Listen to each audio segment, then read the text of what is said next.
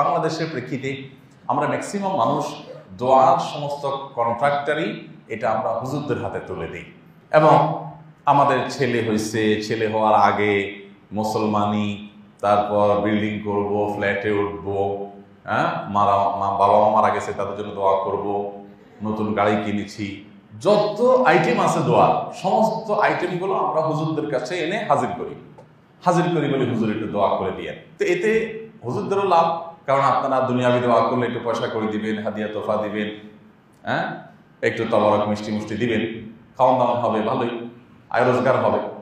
আর আপনারা চিন্তা করেন যে আমি গুনাহগার মানুষ, আমার দোয়া কবুল হয় না হয়, আল্লাহ তাআলার কাছে যে সুন্দর করে হুজুর বলতে পারে, আমি তো এত সুন্দর করে বলতে পারি না।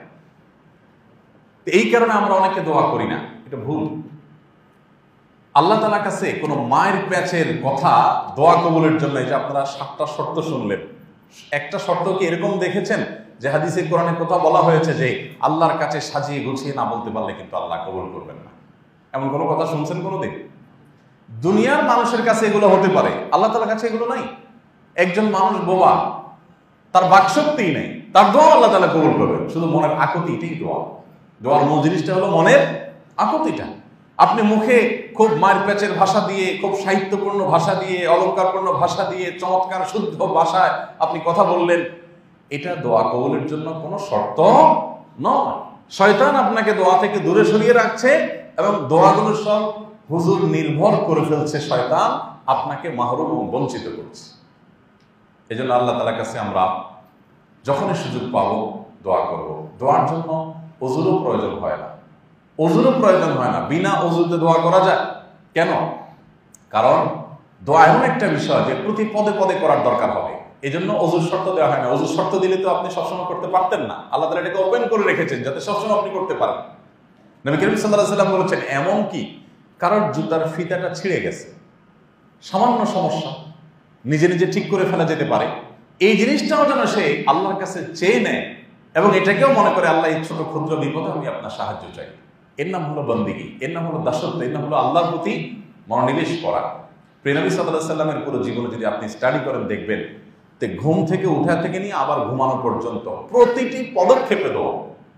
আপনি মিলিয়ে দেখেন, ঘুম থেকে উঠছেন, সাথে সাথে দোয়া, আলহামদুলিল্লাহিল্লাযী আহয়ানা বা'দা মা আমাতানা ওয়া ইলাইহিন নুশুর, আছে না নাই?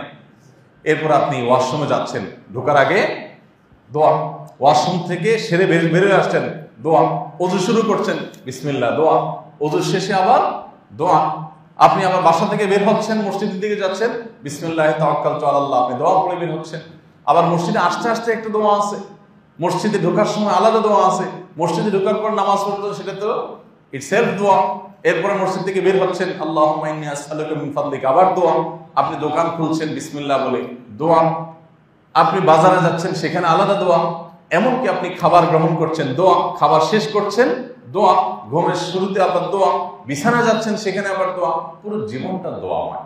ভাইরা আমার, দোয়াকে যদি আমরা বুঝে বুঝে নিবেদন করতে পারতাম তো দোয়াকে এনজয় করতাম, দোয়া আমাদের কাছে বোঝা হতো না, মজা হতো। আমি সবসময় বলার চেষ্টা করি, ইবাদত হয় মজা পেয়ে করবেন, আর না হলে বোঝা মনে করবেন। ইবাদতে হয় মজা হবে না বোঝা হবে, দুইটার একটা, হয় মজা হবে আর না হয় বোঝা হবে।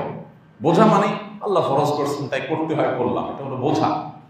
আর মজা হলো যে আমি এটার অন্তর্নিহিত বিষয়গুলোকে, নিগড় দিকগুলোকে উপলব্ধি করব, ফিল করার চেষ্টা করব। আল্লাহ সুবহানাহু ওয়া তাআলা আমাদের সবাইকে বেশি বেশি আল্লাহর কাছে দোয়া নিবেদন করার তৌফিক দান করুন। একান্তে আল্লাহর কাছে দুহাত তুলে আল্লাহর প্রশংসা করে দুরূদ শরীফ পড়ে, দুরূদ শরীফ নামাজে যেটা পড়েন এটাই পড়েন, এরপরে আপনি নিজের ভাষায় চাইতে থাকেন। এমনকি আরবিতে দোয়া আপনি জানেন না, কোনো অসুবিধা নেই, আপনি নিজের ভাষায় আল্লাহর কাছে চাইতে থাকেন। আল্লাহ, আমার নিজের মুক্তি, জাহান্নাম থেকে মুক্তি চাই, বাবা মার জন্য, সন্তানের জন্য, ফ্যামিলির জন্য, দেশের জন্য, গোটা বিশ্বের জন্য আমরা আল্লাহর কাছে দোয়া করবো, কোনো প্রকার হেজিটেশন যেন না হয়। সারা জীবন শুধু, অনেকে বলে হুজুরের সাথে দোয়া করি শেখার জন্য, হুজুরের সাথে কত বছর শিখবেন? সেই ছোটবেলা থেকে শুরু করছেন, হুজুর হাত তোলে আপনিও হাত তোলেন, হুজুর হাত নামান আপনিও হাত নামান, হুজুরের সাথে তুলছেন, ভালো কথা। হুজুরের হয়তো আজকে আল্লাহর কাছে 4টা জিনিস চাওয়া দরকার, চাইছেন, হুজুরের দোয়ার অবসর শেষ, হুজুর হাত নামায় বলছেন। আপনার হয়তো আজকে একটু পেটে ব্যথা আছে, আরেকটা এডিশনাল দোয়া আছে, আপনি সেটা করতেছেন না। এমনকি আমাদের সমাজে দেখবেন যে হুজুরের সাথে দোয়া করার পর হুজুর হাত নামায় ফেলছেন, কেউ যদি তারপরও আরো দোয়া করে, তার আরো আল্লাহর কাছে চাওয়া আছে, তখন আশপাশ থেকে মানুষ এরকম গুদা মারে। এটার মানে কি? আরে এটা হুজুর নামে বলছে, তুমি কি করতেছো এখন? আছে না নাই? তো এটা দোয়ার মর্ম না বোঝার কারণে, আরে ভাই হুজুরের আজকে এই পর্যন্তই দরকার, উনি শেষ করছেন, গুড, আমার আরো দরকার আল্লাহর কাছে, আমি আরো চাইবো, সমস্যাটা কোথায়? আবার অনেক সময় দেখা যায় আমি জিকির আজকার করতেছি, আমি দোয়া করবো আস্তে আস্তে আমার মতো আমি দোয়া করবো, কিন্তু না, সেখানেও খোঁচাখুচি শুরু, আরে এখন বসে আছেন কেন, হাত তোলেন।